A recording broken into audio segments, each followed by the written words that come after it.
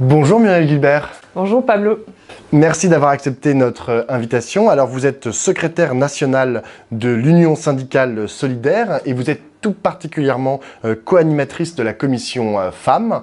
Alors justement, de femmes, il était question hier soir dans un meeting, dans un rassemblement à la Maison des Métallos à Paris, où il y a eu un panel de plus de 40 personnalités, toutes des femmes, contre la réforme des retraites.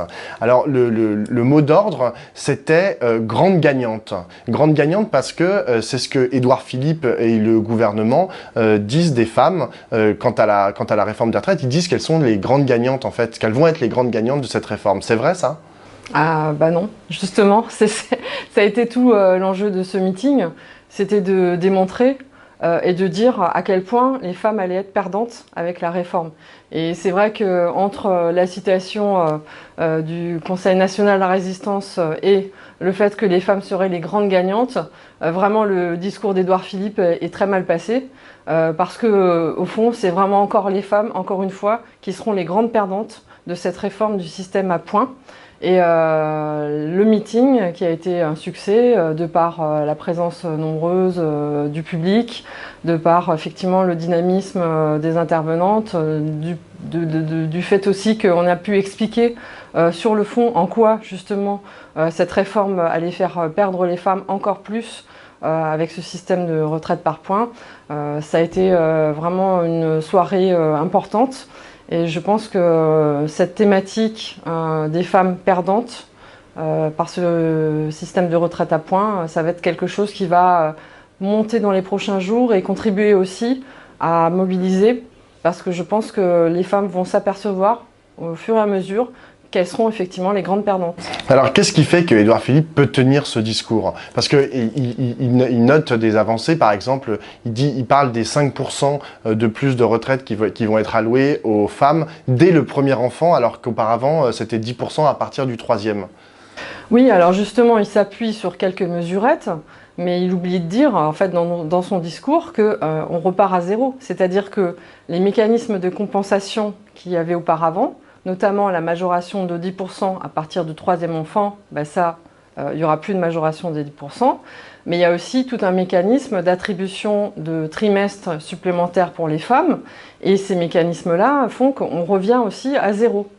Donc, au final, sans rentrer dans le détail qui est un peu compliqué, au final, la majoration de 5% dès le premier enfant, les femmes, elles seront perdantes, puisqu'on n'arrivera jamais à compenser le niveau de compensation qui existait auparavant. Et en plus, on n'arrivera pas à compenser non plus le fait qu'on n'est plus sur un calcul des 25 meilleures années dans le privé ou des 6 derniers mois dans le public pour le calcul de la retraite.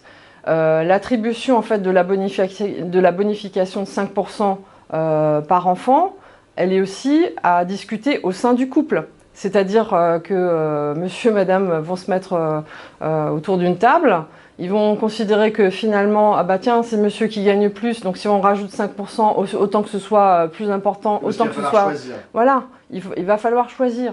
Donc en fait, si le choix est fait que c'est monsieur, qu'après on se sépare, parce que c'est ça aussi la vie. En plus, souvent, l'homme gagne plus que la femme, voilà, en donc moyenne. Je pense qu'il y aura une tendance naturelle, entre guillemets, et puis on est quand même encore dans un système patriarcal qui fait que bon, ben, ce sera plus souvent les hommes qui vont avoir cette attribution de 5%. Donc 5% dès le premier enfant, mais peut-être plutôt attribué à monsieur. Donc après, si on se sépare, ben voilà, c'est trop tard, hein, les 5% ils n'iront pas à madame.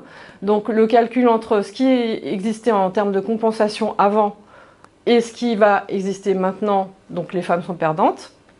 Et les femmes sont perdantes aussi parce que c'est un choix du couple et on sait que ce choix-là n'est jamais vraiment neutre et qui peut être de toute bonne foi fait en faveur de l'homme parce qu'il gagne plus, mais qu'au final, l'indépendance économique des femmes risque d'être fortement menacée. Mais d'après vous, le système actuel, il est assez protecteur par rapport précisément à la question des femmes? Bah, il est complètement imparfait encore, hein. On est encore à 42% de différence de pension entre les femmes et les hommes. Donc évidemment qu'il est largement imparfait. Nous, en fait, ce qu'on revendique, c'est pas juste de revenir au système antérieur, c'est pas juste le retrait du système à points, c'est d'avoir des vraies négociations avec justement un travail sur les inégalités salariales en amont, parce que c'est bien ça aussi qui pêche. Si on est encore à 24% de différence de salaire entre femmes et hommes, évidemment ça a une répercussion importante au niveau de la retraite. Donc pour nous, il faut déjà travailler sérieusement cette question-là, et c'est pas l'index qui a été mis en place par Marlène Schiappa qui va faire en sorte qu'on va vraiment s'attaquer à cette inégalité fondamentale. C'est aussi revoir tout ce qui est mécanisme de prise de congé parental, par exemple, parce que là, on sait aussi que c'est encore majoritairement les femmes qui s'interrompent pour éduquer les enfants, mais aussi pour s'occuper des parents qui sont malades, etc. Donc toutes ces interruptions de carrière, elles ne sont pas compensées à hauteur de ce qu'elles devraient. Et on ne met pas en place, en plus, en amont, des mécanismes qui feraient qu'à la fois, ce sont les hommes qui prennent aussi en charge toutes ces questions, parce que l'inégalité, elle vient aussi fondamentalement de là, c'est qu'il n'y a pas un partage égal des tâches entre les femmes et les hommes. Alors, je vais me faire l'avocat du diable, mais est-ce qu'on ne pourrait pas imaginer que dans la réforme qu'il propose et dans la retraite par points, en fait, il propose des compensations précisément pour sa carrière fragmentée qui soient plus importantes que ce qui existait auparavant? Bon, je sais que c'est un peu un vœu pieux, mais enfin... Non, parce qu'en fait, le système en lui-même, le système par points, il est de toute façon, à la base, très dommageable pour les femmes. Du fait justement de ces carrières qui sont heurtées, de ces carrières qui sont incomplètes. On sait qu'il y a 40% de femmes seulement qui partent à la retraite avec une carrière complète. Donc déjà maintenant. Or, avec le système par points, on nous dit on va prendre en compte en fait chaque heure travaillée. Sauf qu'on sait que d'avance, les femmes, elles n'auront jamais assez d'heures de travailler pour avoir des points nécessaires, pour avoir déjà une base, entre guillemets, sans parler des compensations, pour avoir une base, pour avoir une retraite décente. Donc après, on nous renvoie au minimum de pension, les fameux 1 000 €, en disant bah, ça va être formidable pour les femmes, sauf que ce mécanisme-là, déjà, il avait été promis en 2003, jamais appliqué. Ce mécanisme-là, il pourrait être mis en place en dehors du système de retraite et de la modification du système de retraite, ce qui n'est pas le cas. Et surtout, les 1 000 €, c'est quand vous avez encore fait une carrière complète. Donc on sait que là aussi, il va y avoir un jeu de dupes pour les femmes, puisque elles ne vont pas arriver à cette carrière complète, elles seront obligées de travailler beaucoup plus. Il y a les 64 ans, mais on sait que même pour certaines femmes, c'est au-delà. Or, il y a aussi toutes les questions de pénibilité au travail. On sait qu'il y a plein de professions où les femmes sont majoritaires, que ce soit aussi dans la santé, les infirmières, etc. Enfin, elles, on sait qu'elles sont cassées avant l'heure. Même globalement, les fonctionnaires, il y a voilà, 66% de femmes fonctionnaires. Oui, aussi. Donc, on sait très bien que, enfin, voilà, ce système, en résumé, on part dans un système qui va faire travailler beaucoup plus, qui pénalise de toute manière les gens les plus précaires, les femmes particulièrement parce qu'elles ont des carrières incomplètes et parce qu'elles ont des carrières où elles s'interrompent. Et ces temps d'interruption ne seront pas compensés à hauteur de ce qu'il faudrait. Donc on part sur une très très mauvaise pente pour les femmes. J'allais dire un peu comme d'habitude, mais là on saupoudre avec des mesurettes qui font croire que ça pourrait être amélioré sans s'attaquer vraiment au fond du problème. Et je pense que ce qui est important de dire aussi, c'est cette règle d'or des 14% de verrouillage, c'est-à-dire que les dépenses de retraite ne pourront pas excéder 14% du PIB. Or, on sait que le PIB, la croissance, c'est quelque chose un peu aléatoire. Les catastrophes écologiques qui arrivent nous font craindre que finalement, on ne va pas forcément avoir une croissance du PIB telle qu'on l'a connue auparavant. Et en même temps, on a un nombre de personnes qui arrivent sur le temps de la retraite qui va augmenter. Donc mécaniquement, on sait que le gâteau à se partager, il va être à partager en beaucoup plus de personnes. Donc on revient sur la question en fait, du partage des richesses aussi, parce que si on limite ces 14% de dépenses de retraite, ça veut dire que, par exemple, y compris pour les inégalités salariales qu'on voudrait compenser en amont, elles ne vont pas rentrer dans ces 14%.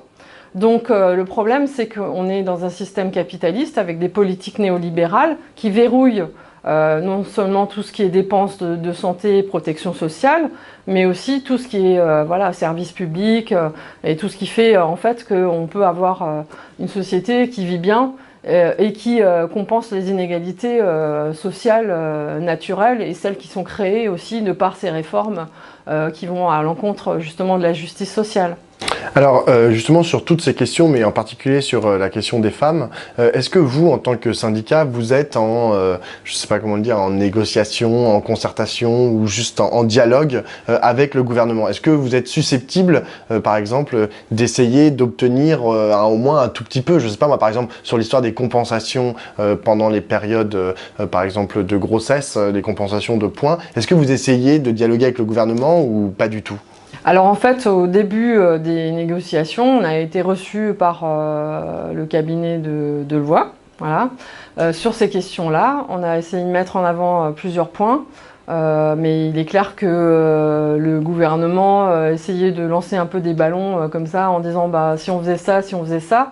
Donc en fait, on a des choses qui ressemblent très très très vaguement à ce que les organisations syndicales ont pu demander. Notamment sur les compensations, etc. Sur les pensions de réversion, on n'en a pas parlé, mais là aussi, ça va être un coup près pour pas mal de femmes. C'est-à-dire qu'au lieu de les percevoir à 55 ans, mais il y avait en fait 40 régimes différents de la pension de réversion. Donc, en disant, effectivement, il faudrait harmoniser ce système, mais nous, on voulait l'harmoniser par le haut. C'est-à-dire qu'en fait, que les femmes puissent toucher comme le meilleur système qui existait dès 55 ans, cette pension de réversion si le mari et le compagnon décédé. Nous, on avait demandé par exemple aussi que ce soit pas seulement limité aux personnes mariées, mais que ce soit aussi pour les concubins ou ceux qui vivent avec quelqu'un, tout simplement. Parce qu'on a des choix de vie maintenant très différents dans la société, ça n'a pas été retenu. Mais du coup, ils harmonisent. Ils augmentent un peu le montant, voilà, on passe à 70%, donc ça illustre bien en fait ce gouvernement, c'est-à-dire il prend des petites choses, il les limite parce que budgétairement c'est verrouillé, donc ils ne veulent pas aller très très loin, donc on reste dans la symbolique et on reste dans l'affichage au fond, et on ne s'attaque pas aux vrais problèmes, et surtout en passant, on laisse sur le côté de nombreuses femmes qui ne toucheront plus cette pension de réversion, parce que maintenant elle ne s'appliquera plus non plus quand on aura divorcé. Il faudra en plus être à la retraite pour pouvoir toucher la pension.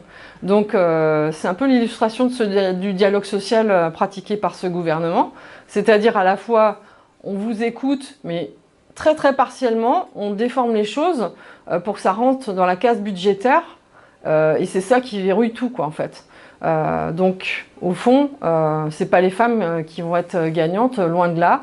Mais on pourra l'afficher puisqu'on a fait une petite mesurette qui semble aller vers un mieux, puisqu'on rajoute un peu des pourcentages dans la pension de réversion, mais on oublie de dire en passant qu'on laisse sur le carreau des milliers de femmes qui vont être un peu dans la misère avec ces pensions de retraite moindres.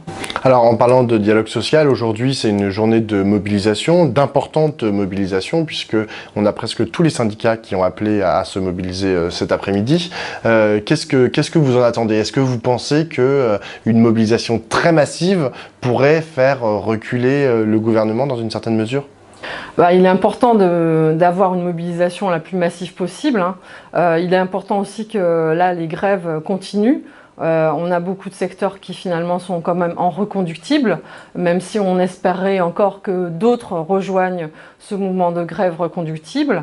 Il est clair qu'aujourd'hui, cette journée, elle est assez importante, parce qu'on l'a mis à l'intersyndicale comme étant un des temps forts de cette grève reconductible, parce qu'on a voulu inscrire ce mouvement de mobilisation dans la durée.